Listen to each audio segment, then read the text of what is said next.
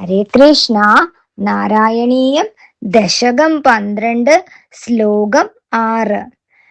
തം തേ നിനാദമുപകർണ്യ ജനസ്തപസ്ത സത്യസ്ഥിതാശ്ച മുനയോനുനുവുർഭവന്തം തത്സ്തോത്രഹർഷുലമനാ പരിണദ്യ ഭൂയ സ്തോയാശയം വിപുലമൂർത്തിരവാതരസ്ത്വം.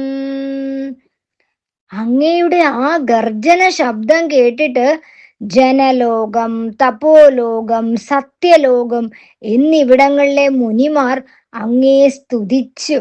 അങ്ങാകട്ടെ ആ സ്തോത്രങ്ങളാൽ സന്തോഷിച്ച മനസ്സോടുകൂടിയവനായി വലിയതായ ശരീരം ധരിക്കുന്നവനായി ഉച്ചത്തിൽ ഗർജിച്ചുകൊണ്ട് ജലാശയത്തിലേക്ക് കുതിച്ചു ചാടി.